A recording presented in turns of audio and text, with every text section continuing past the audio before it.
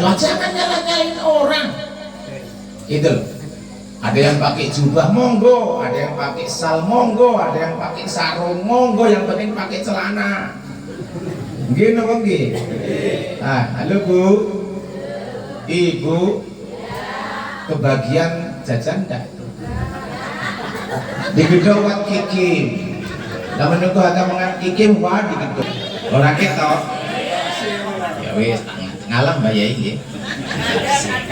Resikonya wong ganteng ini.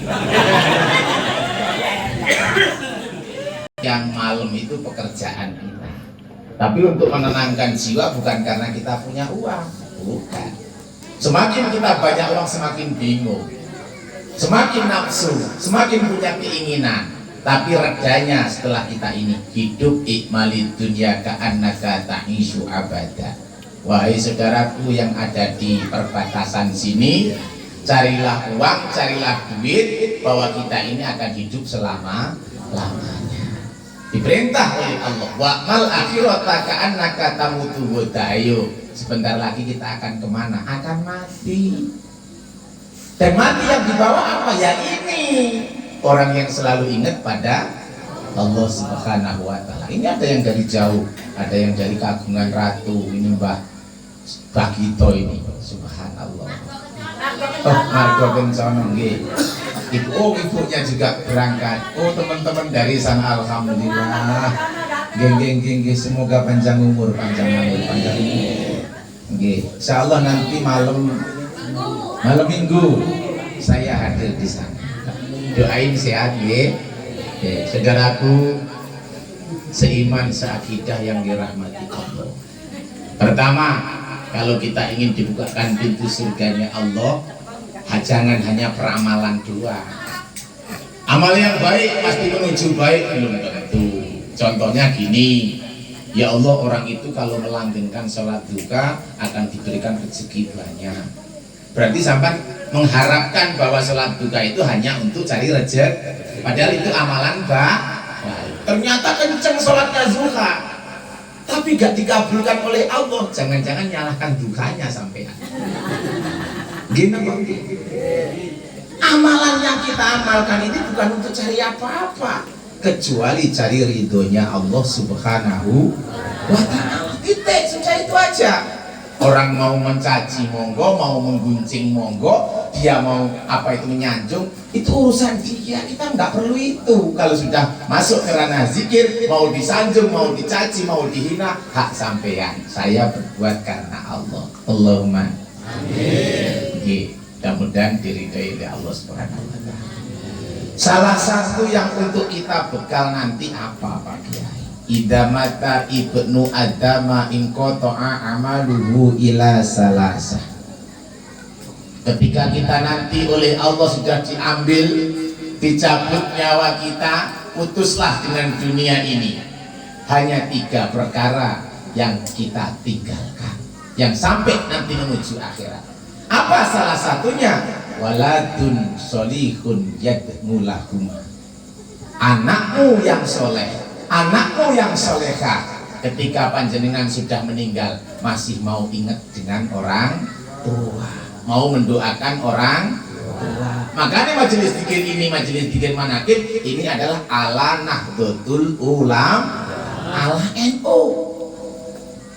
Dan disinilah hebatnya NU, ketika kita sudah mati, kuburannya sudah nggak ada, patoknya sudah dipangan rakyat habis. Demi Allah, kalau anak kita orang NU masih dapat barokah Fatihah, barokah Yasin, barokah tahlil. Ada 3 hari, ada 7 hari, ada 40, 100, sampai pedak, sampai bertahun-tahun masih dapat kiriman.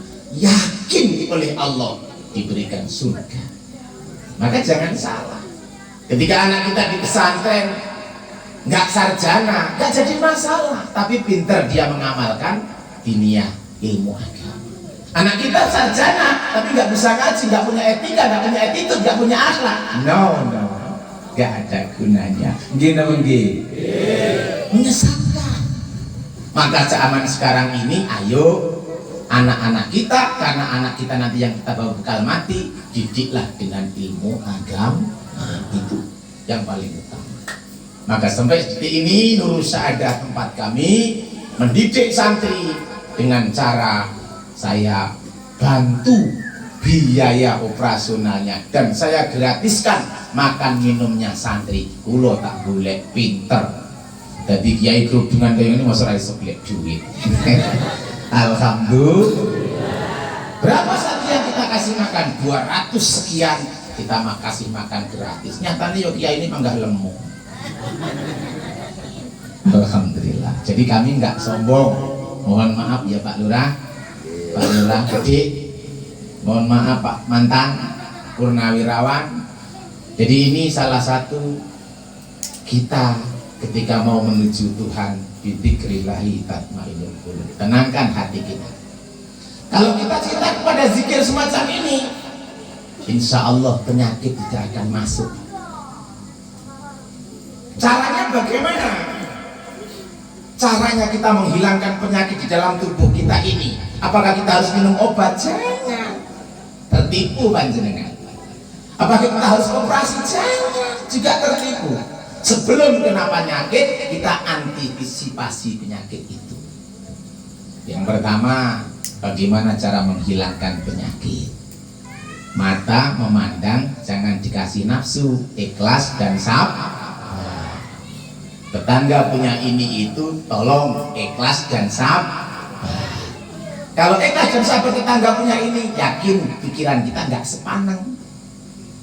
Nah, dengan pikiran sepaneng karena tetangga punya mata melihat, akhirnya pikiran mulai kotor, nyut, datanglah penyakit alias darah tinggi. Lah bahaya.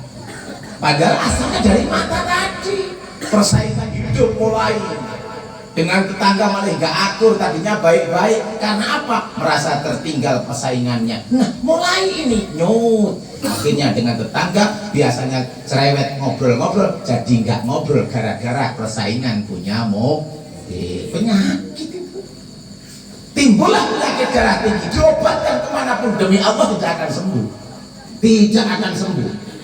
Ujung-ujungnya apa? Speaker yang bunyi innalillahi. Loh ya itu jatuh. Ujung-ujungnya itu pasti innalillahi wa inna ilaihi rajiun. Telah meninggal dunia Bu RT. Mananya loh ini umpamanya. Gara-gara tadi pikirannya diisi sampah karena penyakit lewat mata, penyakit lewat telinga.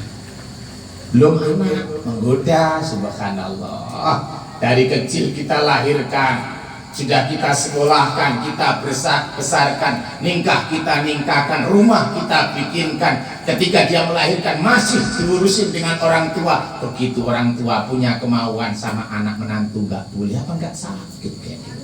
Wong itu kok, wong itu kok, kudungnya apa? Ayo, yang ikhlas tuh.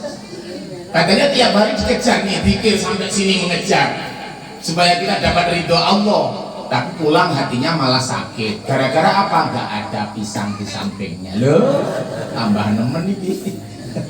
Jangan seperti itu. Wallahu la yughayyiru ma biqaumin hatta yughayyiru ma bi anfusihim. Jadi Allah itu tidak merubah suatu kaum kecuali kaum itu merubahnya sendiri. Subhanallah, sallallahu Muhammad. Bapak Ibu, ya kita dengarkan bersama-sama supaya sampai nggak ngantuk mendengarkan saya ngoceh terus. Bagaimana kalau kita mendengarkan